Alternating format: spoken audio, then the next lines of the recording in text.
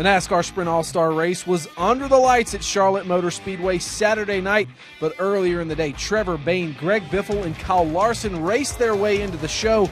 Chase Elliott was your Sprint fan vote winner, and Danica Patrick finished second in the fan vote to complete the 20-car field for the NASCAR Sprint All-Star Race. Green flag, the Sprint All-Star Race is underway.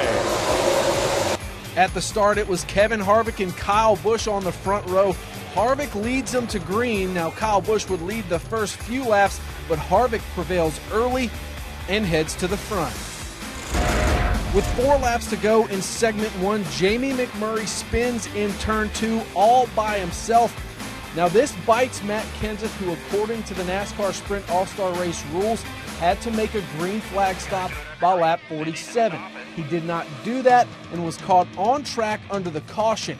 As a result, he's held a lap on pit road and goes a lap down on the track. We would start the second 50-lap segment with just 11 cars on the lead lap, and Brad Keselowski jumps out front. On lap 73, Chase Elliott has a problem and slows down, and Greg Biffle gets a part of the 24. That causes a chain reaction accident behind them as Matt Kenseth checks up to avoid the incident. He gets turned. Tony Stewart makes hard contact with Kenseth, and Casey Kane, he's also involved as several cars catch damage. When segment 2 was all said and done, Kyle Larson was your leader.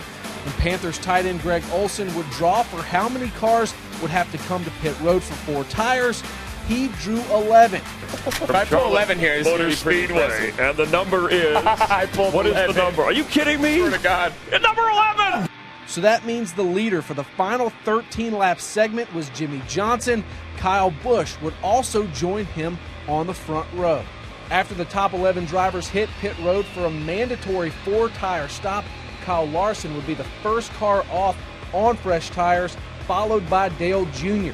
Now on the restart of the final segment, Kyle Larson drives low and the 42 shoots to the point.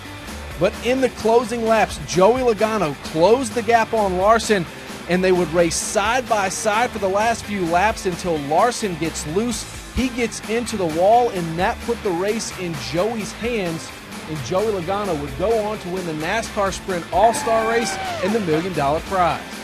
For NASCAR.com, I'm Jonathan Merriman.